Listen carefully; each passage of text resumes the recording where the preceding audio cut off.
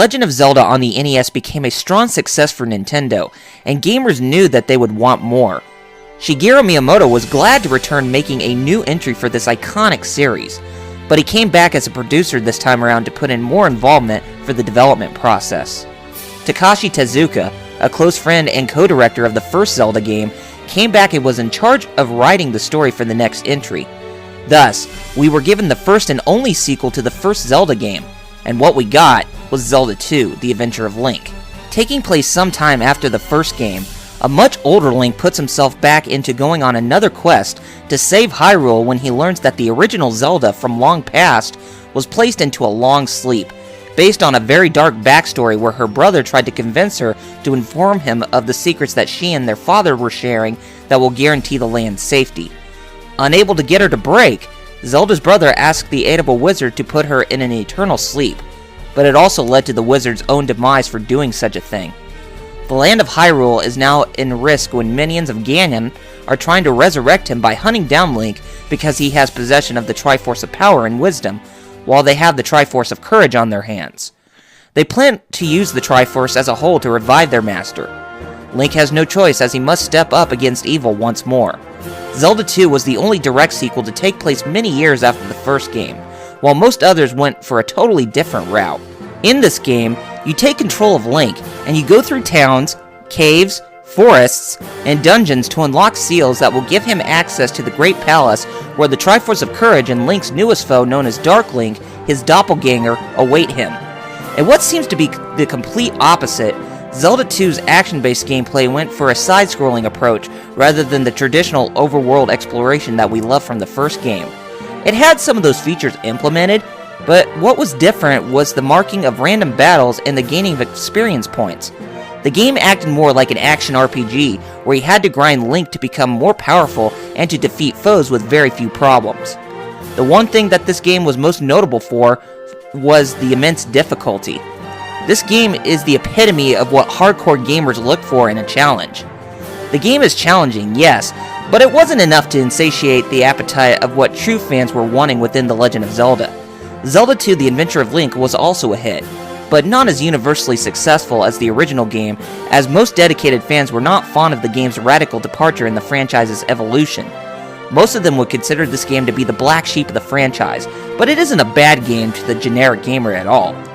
Zelda 2 was the only radically different game in the main series, but the next game would feel like a true Zelda game, and the true evolution by going back to the first game's roots.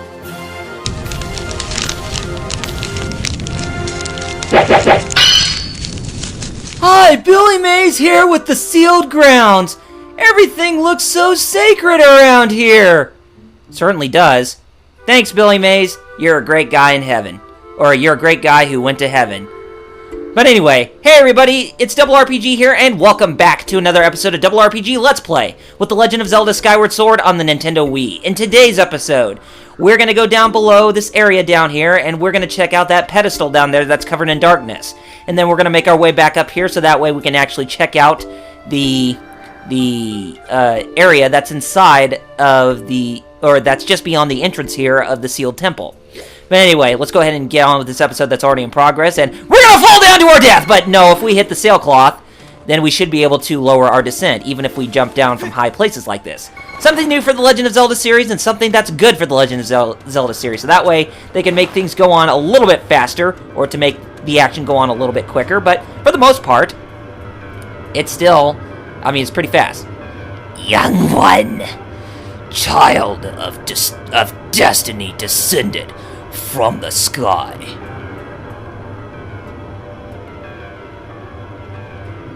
Raise the sword of the goddess skyward. Take aim at the evil aura and unleash its power. Wouldn't we be trying to free this guy or something? Or we're trying to calm it down. Either way, we settled down the pedestal with the darkness that was coming out of it. But by doing that, we actually unlock the air spouts or whatever. Master Link, I'm sensing a change in the area that was triggered by your Skyward strike. I have also detected an aura that correlates closely to your sailcloth. I surmise this aura belongs to Zelda. I can lead you in the direction of this aura through a process known as dowsing. Would you like me to explain this process to you? Please do! As you wish, Master. Dowsing is when I detect the presence of the aura of something you wish to search for using the tip of the sword. The nearer you are to an object emitting the aura in question, the stronger the response will be. This response manifests itself through vibration and sound. The direction of the object emitting the aura is indicated by the purple pointer you see. Yes, and now we have a dowsing for Zelda. Hold down the C button and select Zelda as your dowsing target, then point in the direction you wish to search. Okay. So yeah, we need to make our way back, and we have to hit the C button, and then we can select a dowsing target, and now we need to select Zelda. And we can also use our dowsing ability to locate where Zelda might be. And as you would have guessed, this whole dowsing ability is pretty much the super guide of The Legend of Zelda. Kind of like the super guide in Super Mario Galaxy 2 and New Super Mario Bros. Wii and Super Kong in Donkey Kong Country Returns. So yeah, that's Nintendo's big focus with the Wii, is they want to make sure that the casual crowd gets into the action too, with all sorts of things that's happening. And they want to make sure they can actually entertain people and educate them about how to do well with games like this. Okay, so now that we've done that, it's time for us to go to the store, and it looks like the symbol of what the Sheikah stone that we saw over in Skyloft. And since we have taken a look at that pedestal and tried to calm it down with the Skyward strike, it actually has broken the seal off of the door. So now we can go inside this temple and check things out from here.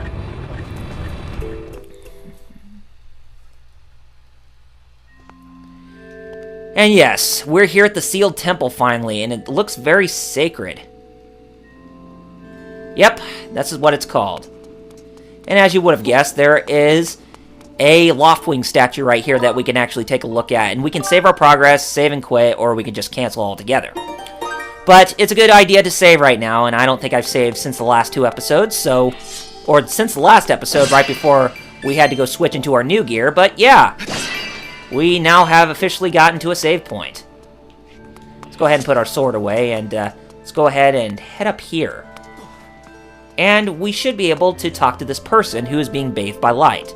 Looks like an old lady. Yeah, definitely looks like an old lady. That's a braid of hair that she has on her. Ah, the traveling descended from the clouds above. I welcome you, child of fate. I welcome you, child of fate. Tell me, what is your name? Link? Ah, Link. Good. Very good. I sense you have already gained control over the sacred power that fills your sword when pointed skyward. The Skyward strike is yours to command. It is proof that you are fit to bear the blade you carry, the goddess sword. I have sat here for many years waiting for you to arrive, also that I could fulfill my purpose as your guide. You stand under the roof of the sealed temple, a place built by the goddess an eternity ago. Your arrival here was predestined many, many years ago. The spirit maiden you seek arrived here shortly before you, descending to this land in a shower of light. In a shower of light, there's no doubting it. The gears of fate have begun to turn. It should sound more old lady-like like that. Yet all is not as it should be. The spirit maiden was not meant to reach this land in the manner she did. I feel an evil power working in the shadows. It moves toward the destiny of which you two are a part. Link, you are concerned for the spirit maiden and seek her whereabouts, yes? That is understandable, but for now you must focus on moving forward. That girl has her own purpose she must pursue, as do you. She set out for Faron Woods to discover that destiny for herself, and you must follow. Show me your map. Okay, so she's going to show us where we need to go next. The X upon your map marks the path that will lead you to Faron Woods. And yes, Faron Woods is actually from Twilight Princess, so there's actually some references of Twilight Princess in this game, believe it or not. You will be traveling in unfamiliar land. Many monsters have settled here, and a map may not prove guidance enough for your journey. And so I will give you the power to create beacons. When a beacon is marked on your map, a column of light will stand at that location. It will act as your waypoint from afar. Point at the X and press C to place a beacon. Okay, we shall do so right now. Very good. Though you cannot see it from where we are, a beacon stands outside to guide you. Leave the temple through the front doors and see for yourself. When you no longer have a use for a beacon, you can remove it from your map by pressing C. Use your beacons well, and you will never fear getting lost. Go now. You must head into Faron Woods and chase after the Spirit Maiden, the one you call Zelda. On your way out, take the contents of the treasure chest within this room. You will find there should prove useful to you on your journey.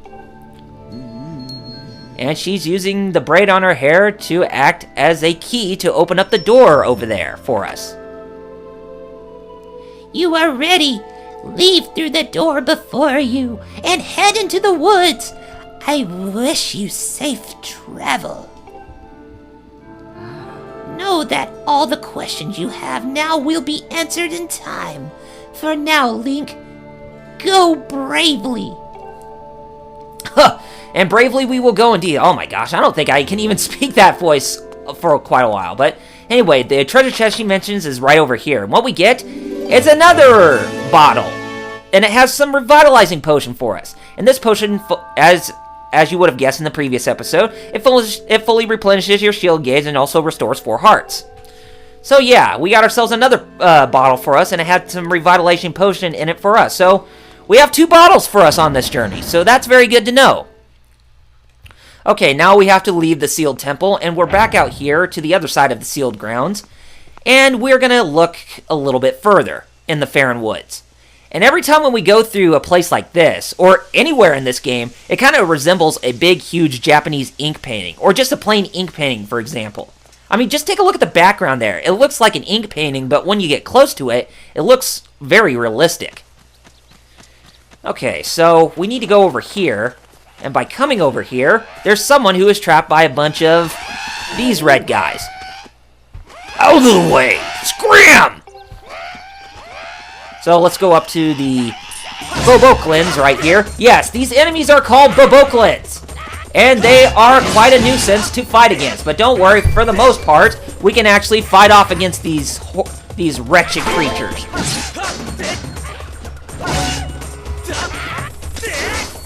Yeah, so you're going to want to have to watch out for, with them trying to block your attacks, because they can try to block your attacks early at this rate, but when you start to learn how to fend off these enemies more, then you can have no problem with attacking them whatsoever.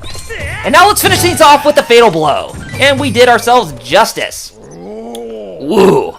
Thanks for jumping in there and rescuing me, bud. And we're going to talk in this gruff voice. Just who were those red pests? The red Boboklins, they are like the red moblins. They look like the moblins in the game, but smaller ones, or whatever you call them in the Legend of Zelda series. Just who were those red pests? I did not expect to run into a pack of them in this peaceful forest. Same goes for you. This is the second time I bumped into one of your kind today. I tell you, all sorts of weird things are going on lately. I owe you big for taking care of those guys, so let me tell you something fascinating.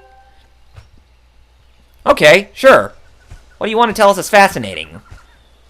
And who are you, really? Hey, bud. I am Gorko, the Goron. I am researching the ancient history of these woods here. So yes, this is the first time we come into contact with the Goron, which is a famous race in the Legend of Zelda series that predates which pretty much took place in Ocarina of Time, even though the storyline predates Ocarina of Time entirely. According to the ancient texts, there is some kind of place up above called the Isle of the Goddess, far up in the sky. Apparently, these old statues serve as landmarks to those traveling up to the sky, or down from the Isle of the Goddess place. If you find one, be sure to examine it to keep tabs on the number of landmarks. They are rumored to be quite useful.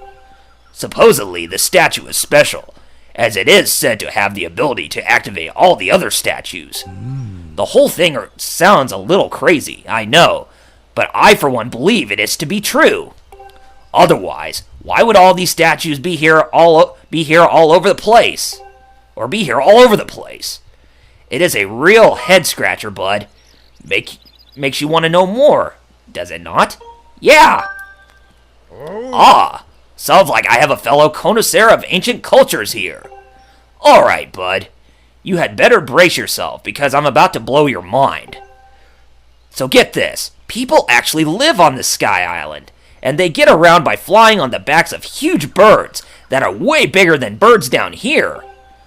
Up there, everyone reveres the goddess, and the residents of all the islands in the sky live in a perfect society, totally free of conflict or unhappiness. Not only that, but from what I can tell, their civilizations is way, way more advanced than ours down here. But it does not even stop there, bud. This Isle of the Goddess has even more stuff to marvel at. The place was crafted by the goddess herself, so it figures that it is filled with wonders we do not have here. The buildings are all made of gold. An endless spring of mystical water feeds a river through the place. One sip of that stuff, and you live forever. The trees are heavy with plump fruit that cures all disease. The fields are crowded with pumpkins that never rot.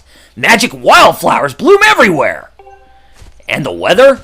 Oh, the weather, bud. Not too hot, not too cold. No chance of sweaty heat in this garden paradise. That is the Isle of the Goddess. Amazing, right? Wrong! It is beyond amazing. You want to hear more about it, don't you, bud? Sure, why not? Good to hear, bud. I am completely obsessed with this place. I cannot get enough of it. I wish I had more to tell you now, but I will need to research these statues to learn more. Next time I bump into you, I will give you the latest info. Well, let's approach the statue. Let's see what it does. Oh boy. As you would have guessed, it's a statue of a Loftwing. Whoa! What in the world just happened? Did you use some kind of magic? The statues reacted the moment you got near it, bud. How crazy is that? Why do I sound like Grimlock from Transformers Generation 1? Is that a coincidence? Probably. I have to examine this statue further, bud. Who knows what I might find out? Okay, so let's go ahead and save our progress here. And as you can tell, we have a new ability where we can go back into the sky, but we're not going to do that now. So I think this is probably a good spot to where we can go ahead and we can actually close things off here. So anyway, guys, next time on Double RPG Let's Play with The Legend of Zelda Skyward Sword on the Nintendo Wii, we're going to resume where we left off, and we are going to explore Faron Woods. And we're going to see what all lies within that sacred place. Alright gamers, if you have not done so already, be sure to follow me on Facebook and Twitter with the links in the description, and if you like what you saw, then be sure to rate this video, subscribe to my channel, and leave comments below to let me know what you guys thought of this episode. Alright gamers, take care of yourselves, and I shall see you on the next episode. Thank you all for watching, and I'll see you guys then. And God, my throat hurts. Thanks, Gorko, for giving me a raspy throat. Anyway, catch you later, guys.